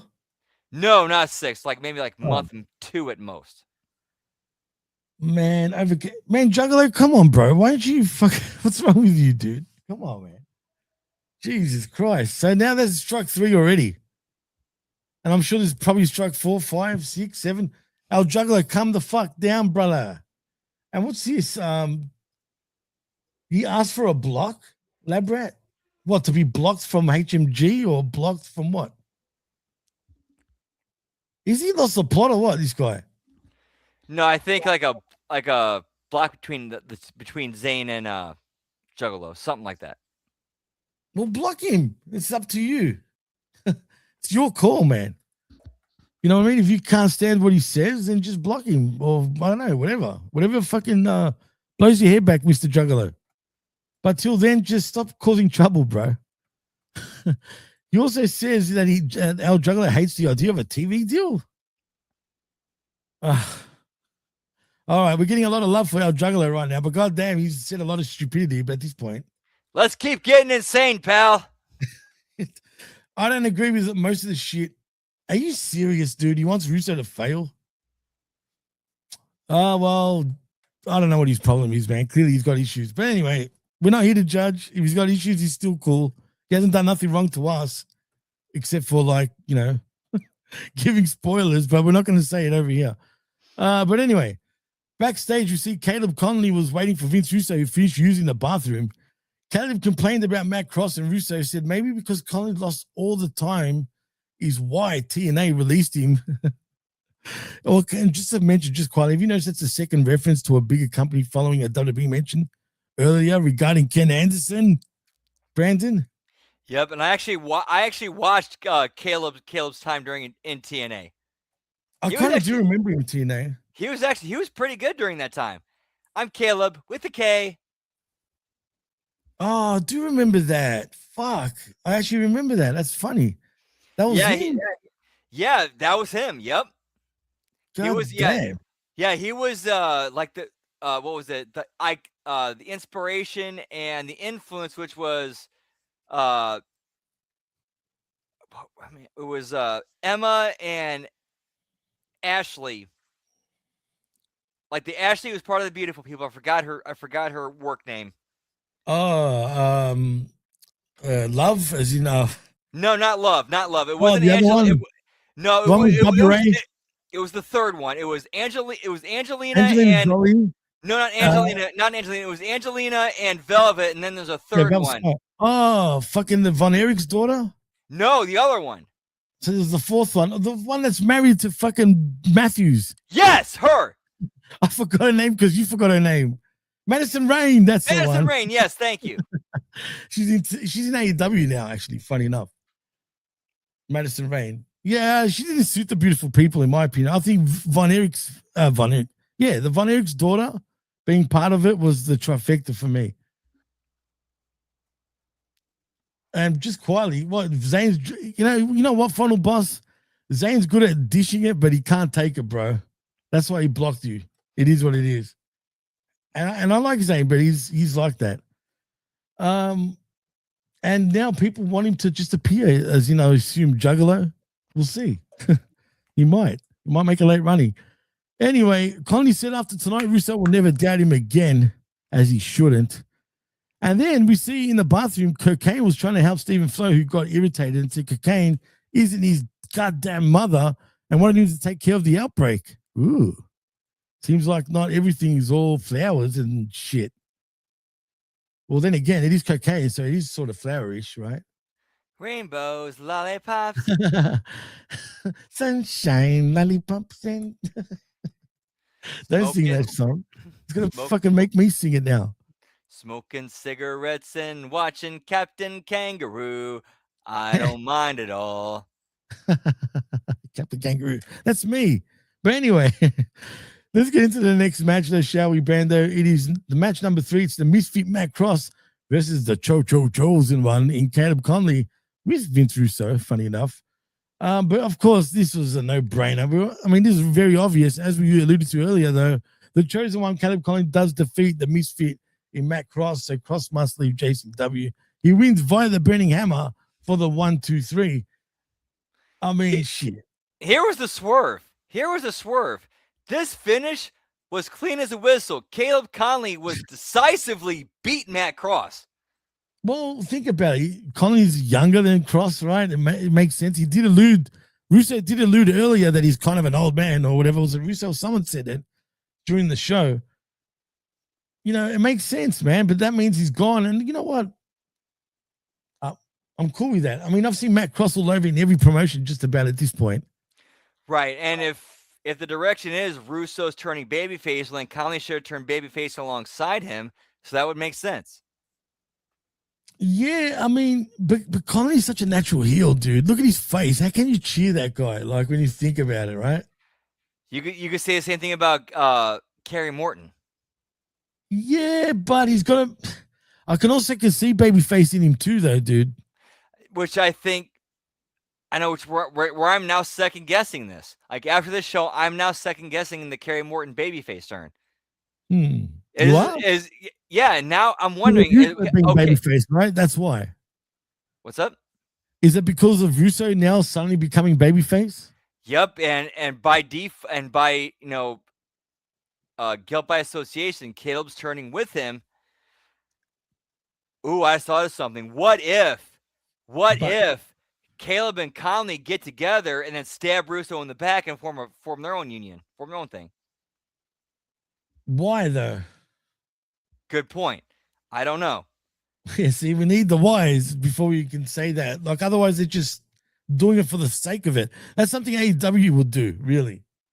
They'll give you that, and then there's no why. And I hate that type of booking. I can't stand that shit. You know what I mean? When they do that. Maybe I'm a bit too, say his name and he appears. Jeff Lane's in the house saying, bros, you make me get off my couch. El Juggalo, I say, was listening. Thank you, Jeff. El Juggalo means, well, he doesn't want Vince to fail. He likes Vince. I just asked him to please stop yelling at new fans for being ignorant to the culture. Wow, that's a babyface turn right there for Jeff. Even though he was crapping on Jeff, he still gave him the benefit of the doubt. And that Jeff, I respect, bro. You know what I mean? I like that. He goes, okay, back to Lurk. Have a good show. Thank you, Jeff, for actually listening. You should have came in when we were saying your name. God damn it. Come on, man. Sell it for us and then disappear again. Josh says Jeff set the record straight. He did. And on our very show, so you got the exclusive right here.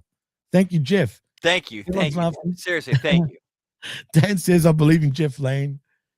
Oh, man. Absolutely, man. 100%. Thank you, Jeff, once again. But let's get back to the show. Where were we, though? We're talking about, who'd you say again about, about Conley turning on Vince. But I said, but the why. I don't see that happening. And that's why, for now, Brando, in my opinion, anyway. Yeah, again, I'm just speculating based on what all I'm saying is that's an option on the table based on what we've seen so far. Would I put money on it? No.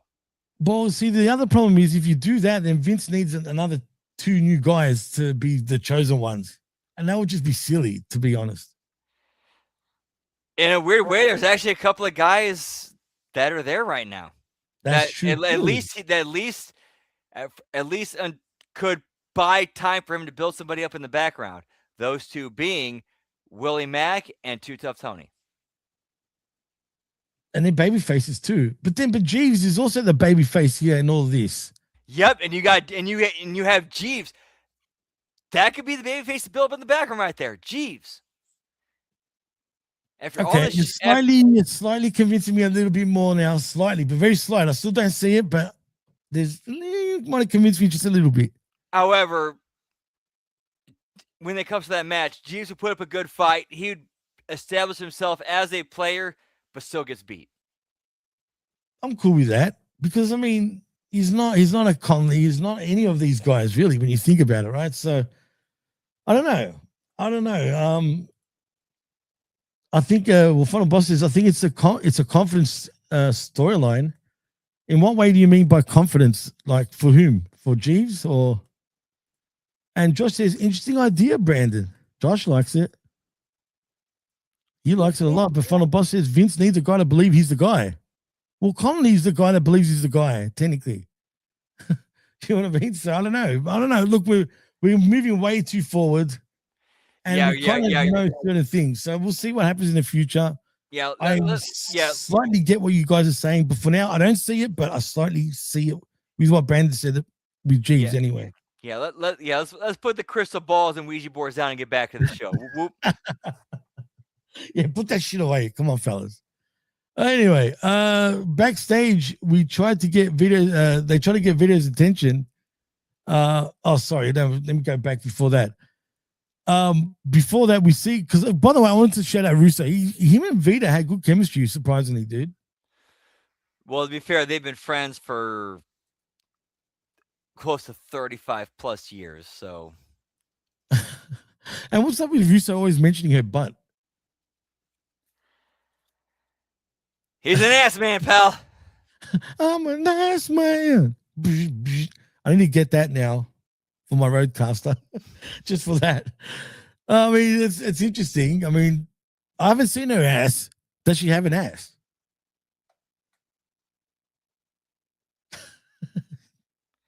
Good question. I don't know. I'm more again when I'm watching these shows. I'm also going back and forth between the show and the chat. So, and one other thing. Isn't that Speedball's freaking woman?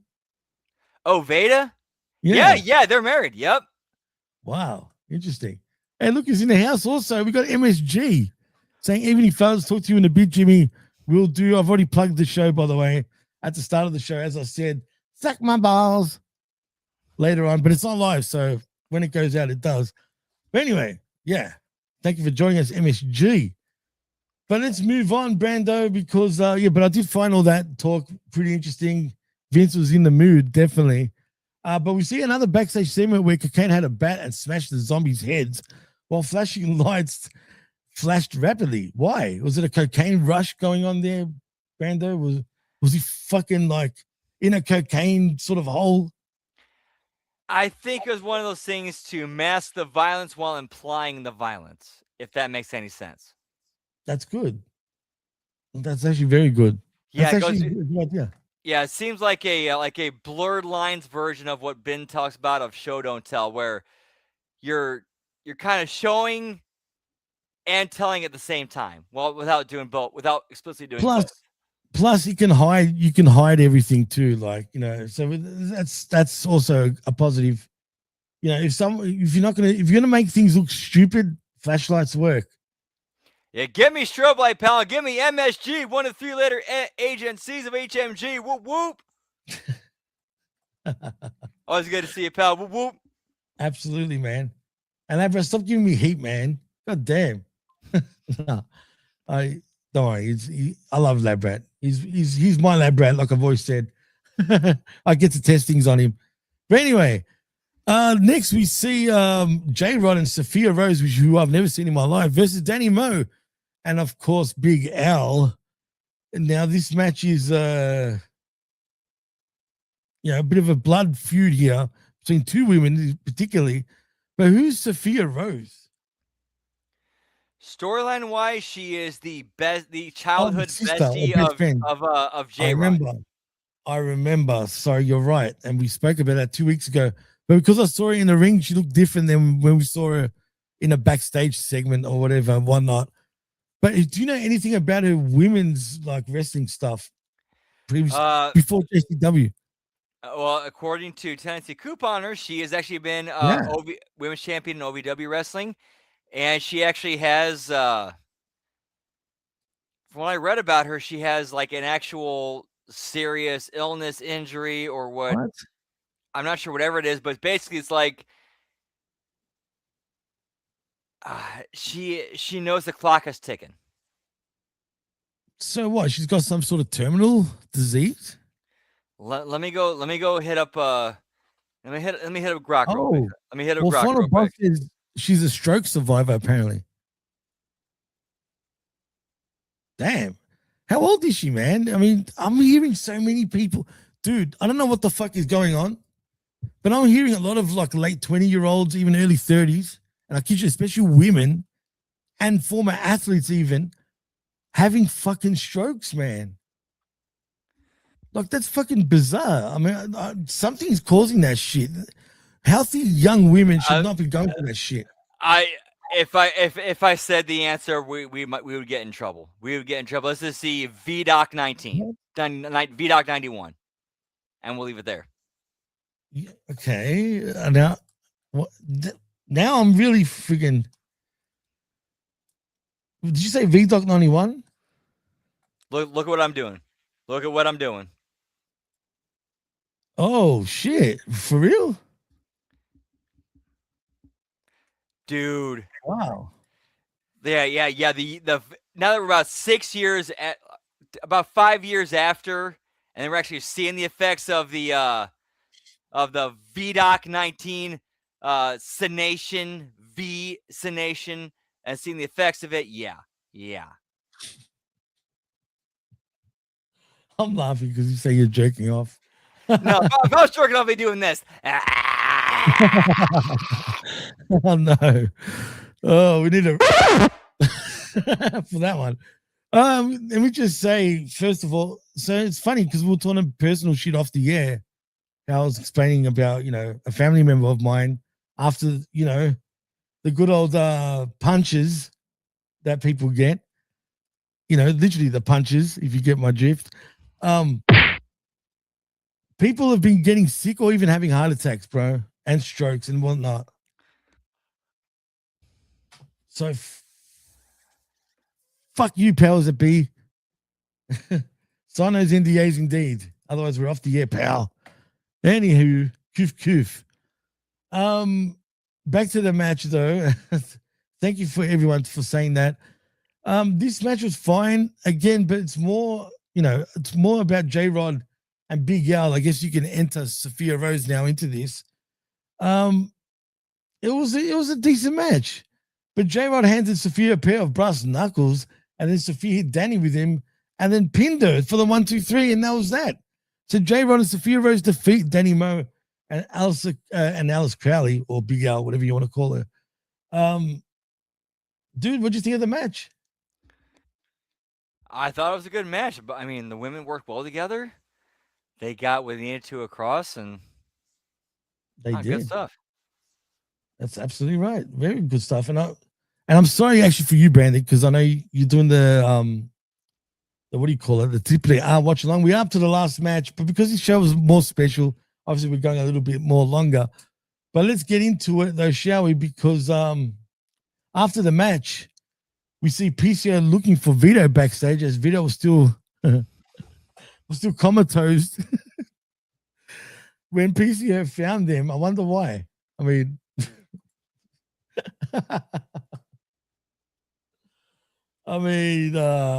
he looks scarred, bro. To be fair, I don't blame him. If I went through what he went through with Mickey Knuckles, I would be in a coma too. Yeah. Vito is never going to be the same, apparently, according to Labrat. Yuck. And Sophia Rose was trained by Dustin Rhodes. Good for her that she definitely has some good training. Yeah, I guess she does. I feel bad for Vito, bro. I know it's kayfabe, he never went through, but technically, picture that he did. Yeesh, I'm sure his pee-pee is probably a bit smelly, if you know what I mean. Well, let's ask Jasmine St. Clair, pal. Hey, that's class right there, Brando. Final Boss says he might have the Pat Patterson skill set. Points. And he says Jimmy really feels the pain. Oh, dude, bro. I mean, picture yourself. Just saying, that pimply cake of hers. Actually, that's not pimples. That's like sultanas and shit, and like, all sorts of tutti fruity goodness on that cake. Just saying. Oh, anywho, we go back. As I said, he found PCO found Vito comatose for whatever reason, and then we get a blast from the past. And this week it was Scott Steiner and Vader beating Sean Summers and Roderick Street back in 2012 at Bloody Mania. I didn't watch that, but did you, Brandon? No, I did not. Well, then we see a bathroom break. And get it? See what I did there? As Big Al ambushed Sophia Rose and J-Rod, and it ended with someone making choking sounds. Who was the lady that was choking? Who was gagging, should I say? Was it Vito, maybe? Maybe Mickey on Vito?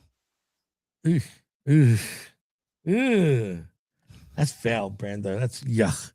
Well, anyway, let's not go there anymore. Let's just keep moving on, because then we see Matt Cross left the building, but ran into Violent J, who asked Cross to admit that he screwed him, which Cross did.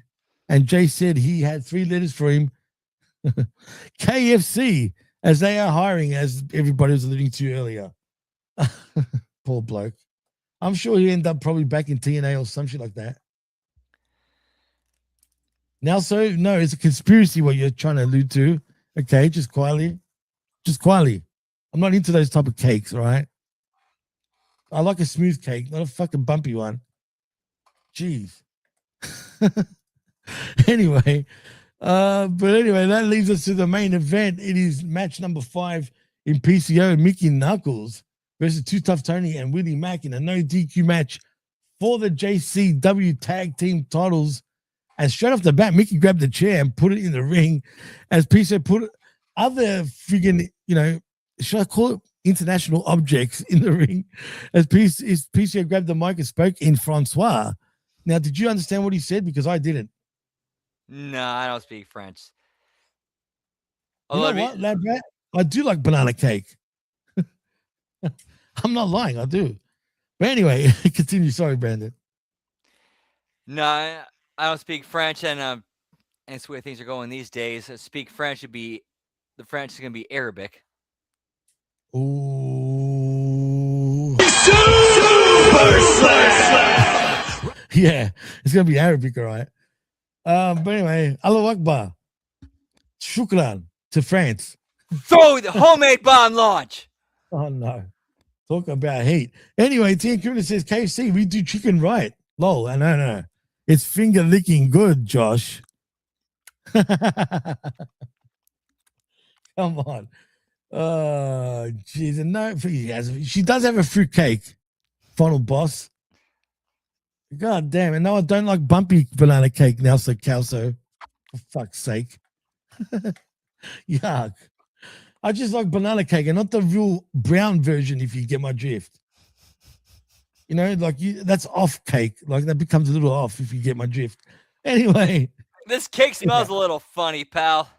Smells a little funky. Sounds like mildew. Anyway, that's enough of the cake talk. Let's just move on. Where was I? Anyway, we're back to the main event. And like I said, he was speaking French. None of us understood what he said. I thought it was vampire language or freaking Frankenstein language, whatever, sorry. But apparently it was French. I couldn't believe that Mac chopped Mickey straight into the jug. What the hell, bro? I'm from everything I've heard about Mickey, I could see her saying, lay it in, I don't care. She probably gets off on it for real, bro. I mean, honestly, think about it. I don't want to say it. Don't worry. I'm not going to go there, but she's got a whole bunch of fine men there touching her, right? I mean, I will say this from somebody who's been in the worker in spot of just, okay, if this is what the spot calls for, lay that shit and let's make it look good. Hey, look, all the jokes aside, she's a fucking great worker, man. For real. Yeah. For all the jokes and whatever you can make about Mickey Knuckles, she is a hard worker. She is a team player, and she is actually a great worker. No, she's an awesome worker, and you guys in the chat are just disgusting, straight up. Yuck. You guys are freaks. All of you are freaks. I thought Vince was bad, but Jesus, the trifecta of friggin' Nelson Calso, the final boss, and Labrat, that's something else, man. Jeez. Anyway, you guys need all sorts of weird pies, it seems. But back to the main event. We see boob chops. We see all sorts of shit. But in the end, Too Tough Tony and Willie Mack do defeat PCO and Mickey Knuckles to win the JCW Tag Team titles. Post-match, though, Mickey and PCO beat down Mack and Tony, as they always do. And then the Brothers of Podstruction make a comeback and come out and become clowns again as they run off PCO and Mickey Knuckles. But next, also, before we end the show, Vince Russo checked on the comatose state of Vito, who actually he's a mute. He will not respond, bro. Should we be worried about Vito? Do I need to contact him? Brandon? Oh, no. She's got into him too, guys. He's comatose. Look at him. He loves it. Yeah, sorry. Mickey Knuckles stopped by my house earlier today. I apologize. I'm kind of going in and out. I apologize. Damn. Yeah, she showed me what she could do with a banana, and I lost it there. I'm sorry. Apparently, allegedly, Nelson Kessler says, "Oh, Jimmy, we wouldn't be doing it if you didn't bring it up every week."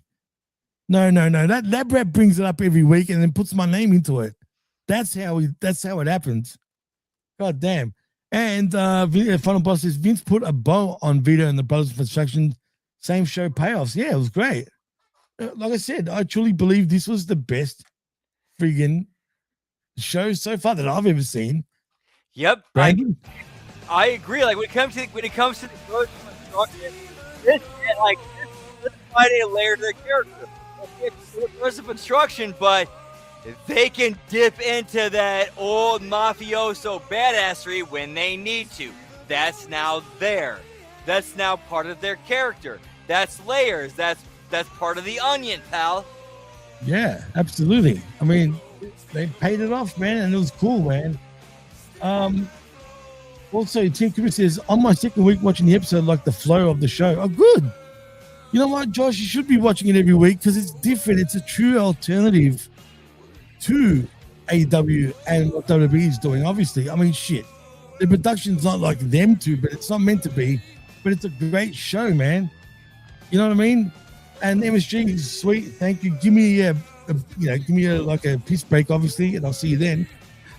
But yeah, keep watching it, man. You might actually get into it even more. It's just different from everything else, and I miss that Russo style of booking. Dude, yeah, that Crash TV style weekly episodic storytelling. To be fair, I will say it's like Russo got a lot of shit for his WCW writing. A lot of it was because he was in the middle of storylines, and then because of political shit backstage, he went home and he wasn't there to finish those stories, and they just kind of got subpar finishes. If they got to finish at all. WCW, crying out loud. And heck, it wasn't even the finger poke of doom that killed WCW either. And what people don't seem to remember, their numbers were very high still, even as the company shut down. Yes, it wasn't 96, 97, 98 WCW numbers, but god damn it, they were getting 3-4 million more than current day wrestling figure numbers. I'm just saying. Whoop whoop. Whoop whoop. Exactly. But anyway, Brando, tell them what you're up to, what you're doing, and where they can find you. Alrighty, well, we're as far as tonight goes, in about 5-10 minutes ish at most. Once this show goes off there, we're gonna keep the party going over right here on the Hami Media Group YouTube channel with the AAA Ray Day Reyes watch along. Of course, it's gonna be a we're starting from the beginning, and then tomorrow we got the AEW Revolution watch along, and then Monday we got the Monday Locker Room, the Raw watch along, the Impact Attack. Tuesday we got this week in WWE we got with our boy Jimmy T. Thank you. And then that evening we got Hitting the Marks with RBV and Jargo. And then we got the Indie Show. We got the Let's Start NXT watch along, and after that we got the Wednesday Locker Room. Wednesday we have the Next Level Wrestling review. We got the AEW Dynamite watch along and Bell Count. Thursday we got the Friday Locker Room, the JCW Lunacy and TNA Impact watch along, and then Friday we got the SmackDown watch along and Bell Count. And what do you got, Jimmy T? Well, what I've got also tomorrow, 11 a.m. Eastern, it is Direct Gauge with myself and the vet and also the Professor Chabela Vera Cruz, where we talk things, obviously AEW, and we've got a debut of a new intro. As a matter of fact, I'm going to preview it right now. Check this out. Hopefully you guys like it, where we're going to start sifting through Direct Gauge.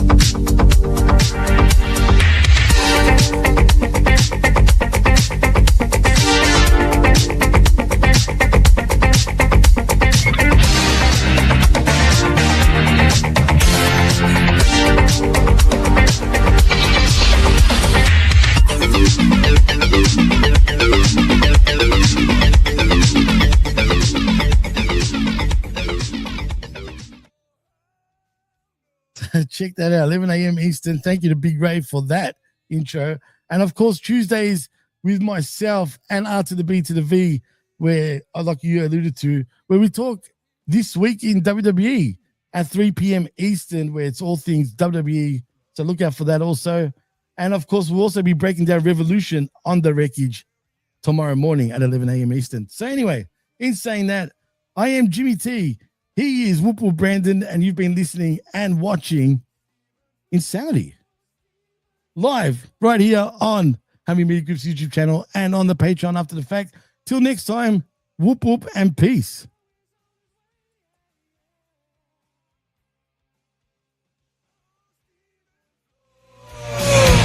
See the flow is on its way, yeah, yeah.